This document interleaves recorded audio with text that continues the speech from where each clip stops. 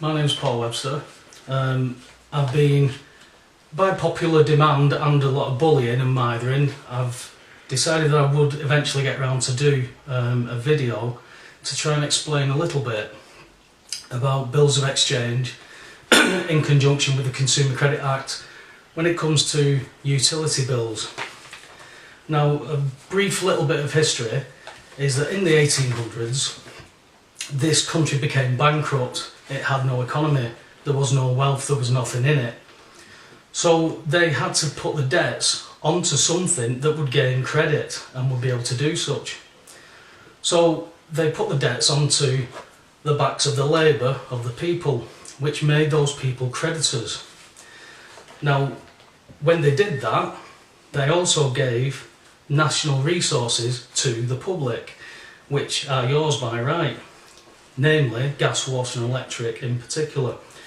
And it's quite easy to see how this happens to a domestic property, because to a domestic property, if you ask for a paper bill, you will be given a bill that has a giro credit slip. Now that is a joint giro credit from the commercial bank. That is payable to you because the man must always be compensated under the bills of exchange. So as a domestic agreement, you aren't liable to pay for your gas, water or electric as per this. But they did a very clever thing and changed payment slip, cheque to payment slip. That's really thrown everybody. Now, what happened with me was basically British Gas messed up 3 payment plans that I was paying. In the end, because I was involved in rather a large court case involving property, I decided I'd had enough. I said, send me a paper bill please. So they sent me a paper bill. Now what I did with that paper bill, because under the bills of exchange you are when you get your cheque to compensate you because the company has already been paid by the commercial bank. That is why they must pay you to compensate you. So when that happened and I was reading about it, it meant one of 3 things for the obligation of the bill of exchange. Number 1, I cash the cheque at the post office. The post office do not recognise, they recognise it as a cheque, but they cannot cash it. They're not allowed to. The bank do not recognise it as a cheque, they think it's a paying in slip, and they're not legally trained, neither are the post office. This is all on purpose. So the only other thing that I could do with it is when somebody hands me a cheque for money and they start shouting that I owe them money after they give me that cheque, I gave them the cheque back and I transferred that cheque by my endorsement. And I did it in the following ways.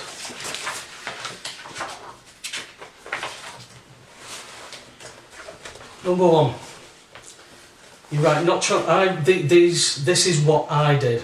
So I can only go off my result and what I did. Other people might have better ways, they might have even got the mechanism perfect. This is what I did. I had the giro slip attached here. I didn't touch the cheque at all.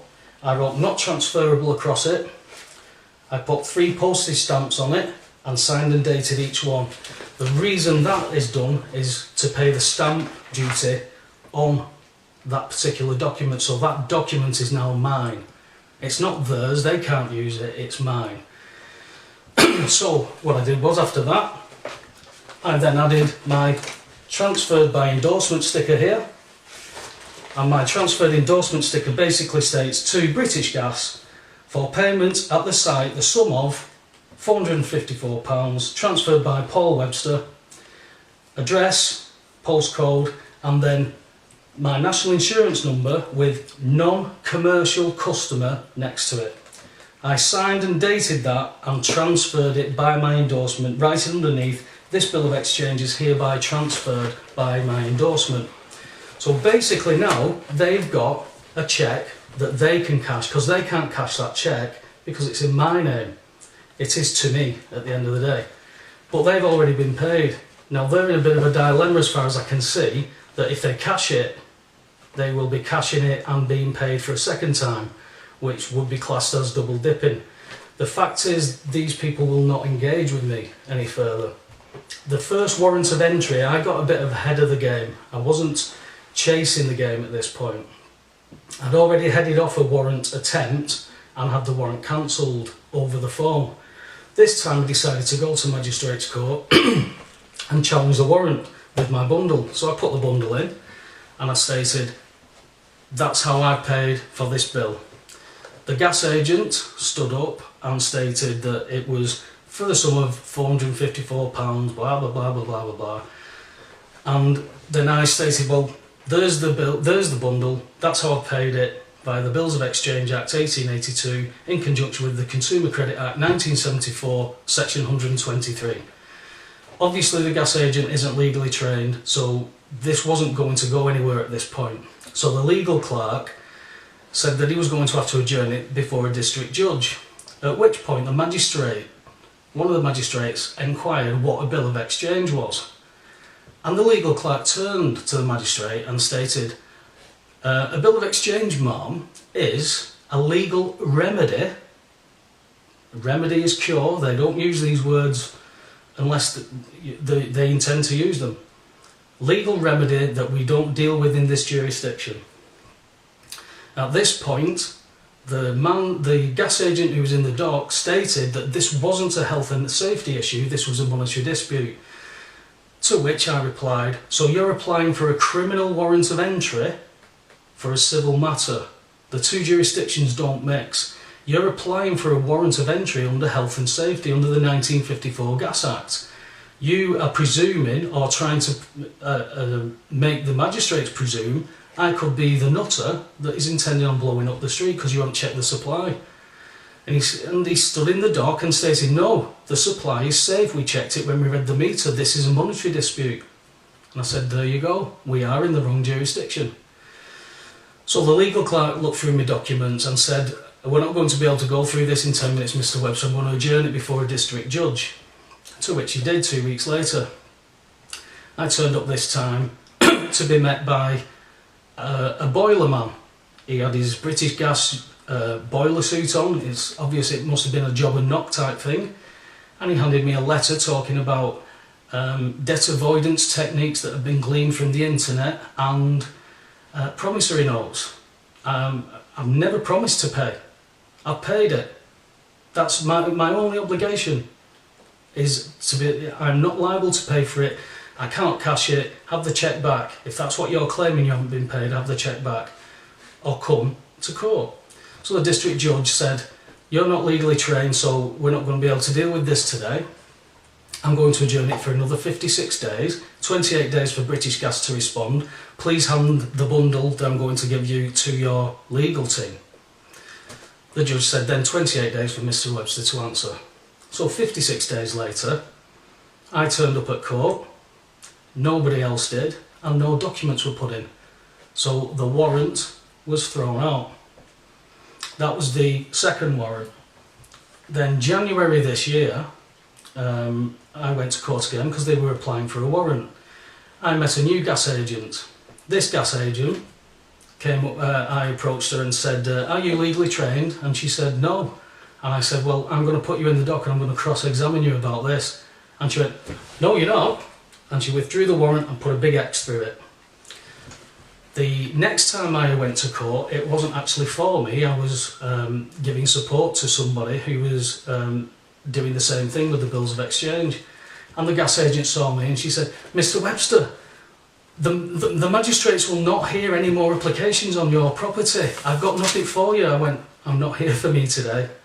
I'm here on behalf of my friend and we're going to do the same thing. And she went, no, you're not. And she took the warrant out and she crossed it.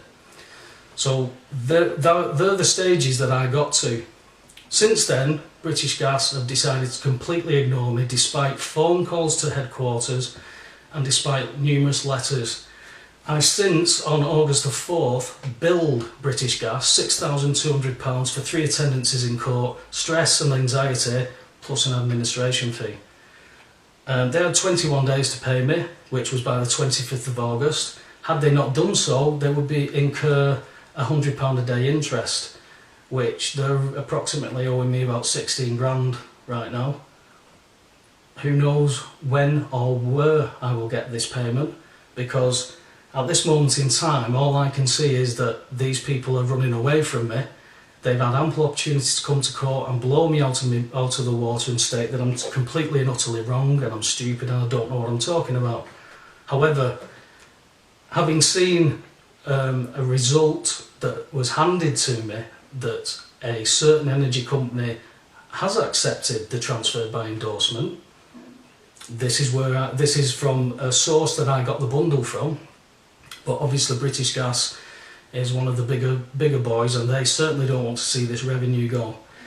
So at the end of the day, I can tell you briefly what I put in to it. It's you've got a basic skeleton of an argument, which is the respondent's contention that the complaint, insofar as discerned by the enclosed document, basically what it's stating, this skeleton, is it's a lot to go into on a quick video. It might be too complicated at the moment. You need to get your head around the fact that you've got to understand the concept that you're not liable for this. There is reasons why you are not liable, and sticking to that somebody's not paying the gas bill so your gas bill goes up is ludicrous. Because my question to you is, if I took you to a pub and said it was a free bar, would you insist on paying for your drinks?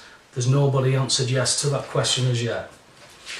So you put your bundle together, you write to them, you ask them to come and view the meter and the supply to check the safety of it.